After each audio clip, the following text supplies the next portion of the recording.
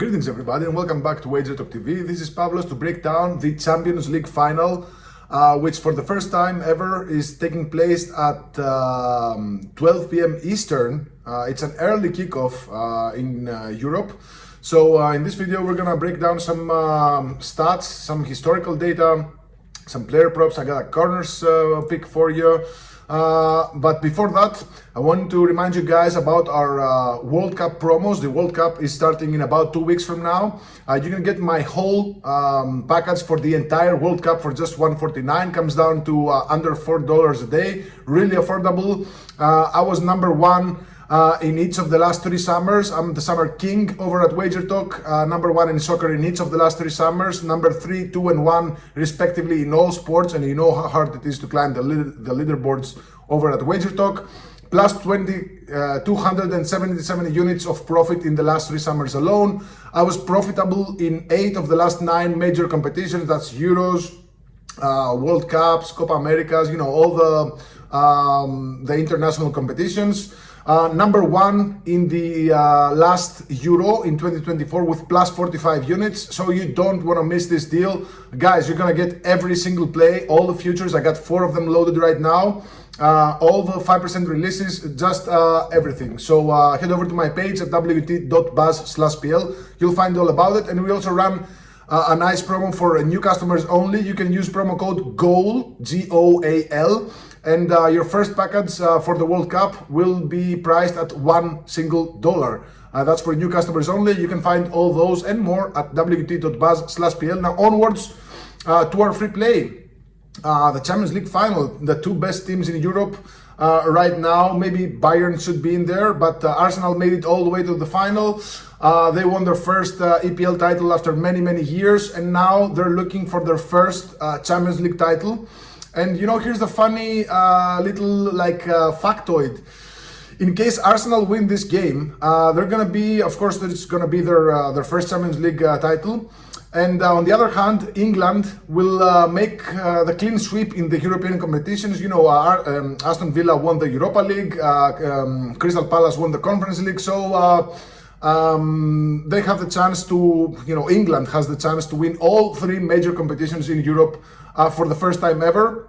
Only Italy has done it in the past, but it was back in the 90s where the Champions League was named European Cup or something like that. So AC Milan won that one, and Juventus had won the UEFA Cup, which is now the Europa League, and Sampdoria won the Champions Cup, because, you know, back in the day, the third competition was just played by teams that won their domestic cups, which was quite interesting. So I mean, and if PSG win it on the other hand, they're gonna become the first team to win back-to-back Champions Leagues after Real Madrid won it 3 times in 2016, 17, and 18. So history is gonna be written either way, no matter how you cut it. Now, what about the odds on this one? Let's see now. PSG are the favorites to win the trophy at minus 135. Arsenal plus 115. I mean, you can't go wrong with this one. I mean, if you have a lean, fine by me. I mean, you could. I wouldn't blame you if you took PSG at minus 135. I wouldn't blame you if you pick Arsenal plus 115.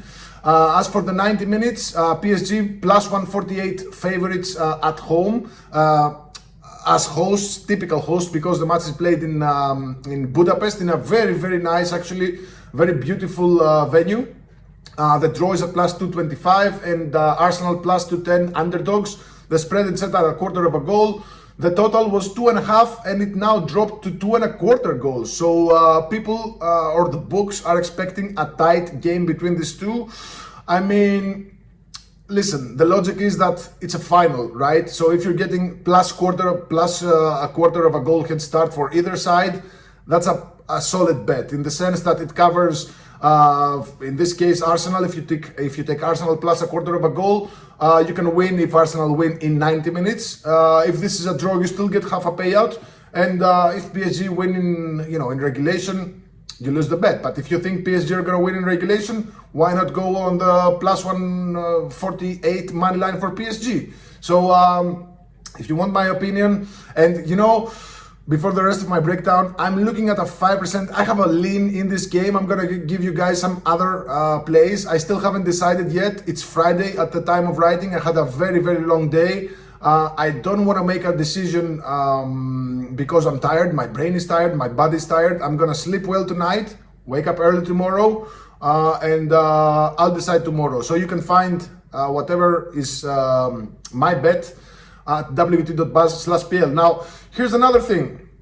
I know, Arsenal are supposed to be, they're not supposed to be, they are great from set pieces, but the corners total is set at 9.5 corner kicks. I like the under here because, these two have met 3 times in the last 2 seasons. None of those 3 matches went over 9.5. In fact, we saw 8, 7, and 6 corner kicks. And corner kicks in PSG semi-finals versus Bayern, we had 9 and 7. In their quarterfinals versus Liverpool, we had 10 and 4. So only one of their last 4 matches in this competition had over 9.5 corner kicks. And same goes for Arsenal. In the 2 matches versus Atletico in the semis, we had 7 and 7 corner kicks. In the quarterfinals versus Sporting, we saw 11 and 7. So in the last 8 matches these two played in this competition, only 2 of them had over 9.5 corner kicks, and of course all 3 of their head-to-head matches in the last couple of seasons went under this total. So I get it because PSG, they have Luis Enrique as the coach, who is he's a tactical mastermind, right? And he knows how good Arsenal are from the set pieces, so especially from the corner kicks. So he makes it so that Arsenal do not get a lot of corner kicks, if that makes any sense. And by the same token, first half corner kicks haven't been plenty. In this head-to-head, we saw 4, 2, and 2. In PSG semi-finals versus Bayern, we saw 4 and 3. In the quarterfinals versus Liverpool, we saw 5 and 1. I'm saying this because the first half corners total is set at 4.5. With the under, it's a bit juiced to the under, is at -140. And by the same token, again, Arsenal in the semi-finals, first half corner kicks totals, not their own corner kicks, were 3 and 2 in the 2 semis versus Atletico, and 4 and 2 in the 2 quarterfinals versus Sporting. So again, I'm not a very good or a big corners guy, but the first half under 4.5 corner kicks is at -140, and the full game or regulation under 9.5 corner kicks is at -120. I think both these bets have a logic to them in the sense that neither team is gonna open up unnecessarily. Arsenal will try to destroy the rhythm. If there's not an early goal here, if these two play very carefully in the start, might be a good chance we don't see an awful lot of corner kicks. Now, I'm gonna go to a player prop, and it's about Kvicha Kvaratskhelia, my favorite Georgian guy. Now, here's the thing. Looking at the lineups, I think there's only 3 of the 22 starters that are not going to the World Cup, and that's Calafiori, plays for Arsenal at the left back. Luis Kelly, I'm not sure if he's been called up. I think he's not. Then it's Mosquera for Arsenal, who's going to play probably at the right back. And then it's Safonov, the Russian goalkeeper for PSG, and Kvaratskhelia. Everybody else is going to the World Cup, and if I was a player at a top level and this was the last big match of the season, knowing that a few days later, pretty much everybody I know in the team is gonna go to the World Cup, and I'm gonna go back to Georgia or whatever and watch the World Cup from my couch, I'd be hell-bent on leaving my mark on this final. And this doesn't come out of the blue because Kvaratskhelia is having a tremendous season in the Champions League. He's got 10 goals, 6 assists. He's been incredible this season, and I don't know the matchup with Mosquera, how's it gonna go, because Arsenal, they're starting right back and their backup right back, that's Ben White and Timber, they're injured. Timber has some chances to play. From what I've read, it's probably Mosquera at the right back, so I'm not really sure how that goes, but Kvaratskhelia definitely has all the reasons in the world to do something in this game. So Kvaratskhelia to score or assist is +140 over at DraftKings. But if you want to take it a step further and include the extra time, Let's see now, to score or assist including extra time, Kvaratskhelia is plus 120. So 20 seconds worse, but you also get plus 30 minutes of extra time. So I think Kvaratskhelia is gonna do something. I was gonna do some like a shot on target parlay or something, but the odds are just terrible. I'm not sure how for example, DraftKings, they have Kvaratskelia's line on shots is 4 at minus 110. So over 4, like 4 plus shots, or 4 plus shots, not on target, just shots, is minus 110. I'm not really sure if we're gonna see that many shots in this game because, again, books are expecting a tight game. I'm expecting a tight game. Again, this could blow up at any given moment. But the numbers say that this should be a tight game. So I'm not really sure where to go with player props here. But Kvaratskhelia to score or assist at plus 140 is definitely value here. Again, the guy is having a tremendous season in the Champions League. 10 goals, 6 assists. I mean, that alone speaks for itself. And the fact that Arsenal are without their starting or their regular right back. So, I mean, that's where I'm leaning, guys. Also, small lean on Arsenal plus a quarter of a goal at minus 130. Again, if the books are giving you a plus a quarter of a goal head start, might be a good bet on this one. Again, my mind and my brain and my body are very, very tired, and I'm sure you have to hear this, guys. This doesn't concern you, but I had a very, very long day. I was looking at numbers all day because we also have another final on Saturday in the CONCACAF Champions Cup. I got 5% leans in both finals. I'm not sure if they're gonna make my card as 5%. They're definitely gonna make my card as any type of bet. You can find more tomorrow. I'm gonna make a tweet also. You can follow me on Twitter at Poli_WT. But here is a breakdown of just 3 leans that I have in this game. And before that, I want to remind you guys about our promo for the World Cup. I'm very, very excited about this World Cup that is coming in a couple of weeks. I already got 4 futures loaded. I'm gonna load a bunch more because I think there are some pretty big numbers to be grabbed out there, and they're gonna be shorter as the tournament comes closer. And you know, I think we're gonna do a lot of damage in the assists market, which is not widely available yet, but there are some clear mispriced prices there, mispriced odds there. But yeah, you're gonna find all about it in the coming days. But the World Cup full package goes for $149. You can find it. It's already loaded at my page. A lot of you have bought it already, and you know, the futures is where we make most of our money, right? Because there are some teams, for example, that they only have one potent goal scorer. There are other teams that only have one player who takes all free kicks, all the set pieces, all the corner kicks. I've been reading my butt off the last, I don't know, maybe couple of weeks, trying to see who is the set piece taker, who is the main goal scorer, who had a good season, who got called up, who didn't called up. You know, a lot of moving parts, right? But futures is where we make most of our money in these major competitions. Again, profitable in 8 of the last 9, plus 127 units combined.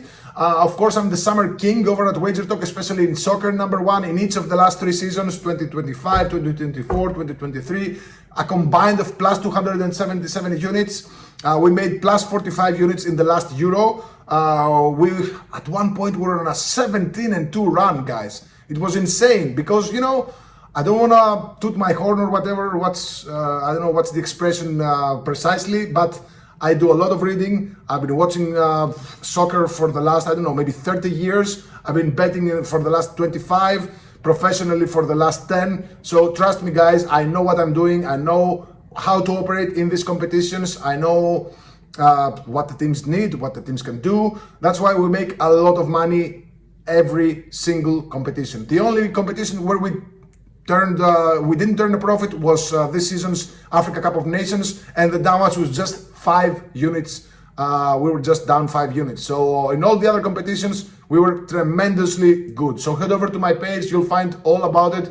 And reminder, for new customers only, we have a deal. You can use promo code GOAL, GOAL, And you can get any daily package for just $1, and that's good for WagerTalk, Sports Memo, and Picks and Parlays. Now onwards to our recap. In this game, guys, I like the under 9.5 corner kicks at -120. However, I like even more the first half under 4.5 corner kicks at -140. I love Kvicha Kvaratskhelia to score or assist at +140. If you're just a small like note here, if your book doesn't offer to score or assist, if you were to bet one unit on to score or assist, just split it into 2 half-unit bets. Put the half unit on to score and the other half unit on to assist. And that way, maybe you can do both and you can cash both tickets. I am leaning Arsenal plus 1/4 goal here, guys. -125, -130. I think they can do something here versus PSG. I mean, if there's one team that can short circuit this PSG offense, it's probably Arsenal, right? There's going to be a lot of nerves, a lot of stoppage in play, some fouls if Paris are trying to go in the counter-attack. I don't know. I think Arsenal might be able to do the double this season. But the hand cannot easily go against PSG, who, by the way, last season, it was like one day prior or after Saturday's final. It was, I think, on the 31st of May. They destroyed Inter Milan by 5-0 in last season's final in the Champions League. I don't think anyone expected them to just destroy them that badly. So, the hand cannot easily go to against PSG, especially with Arsenal having played maybe 63 matches across all competitions, and PSG were just, they were resting their starters for the entire season. I think Dembele has played 2 full 90s, Marquinhos has played 3 full 90s. I mean, they had the luxury and the depth to rotate, especially in league matches, and that's why the League One title was up for debate up until, the last couple of months. The point being is that PSG are well rested, much more rested than Arsenal, who had a season plagued by injuries. They didn't have the luxury. I think Zubimendi has played, 3,000 minutes this season. Rice also. So, I don't know, guys. Let me know in the comments below what you think about this game. I'm going to make my final decisions tomorrow, as I always do with my morning coffee. The brain is clear because right now it's a bit clouded. So I want to give you guys my best bet as a client play. You'll find more about it tomorrow at wt.buzz/pl. Good luck. God bless.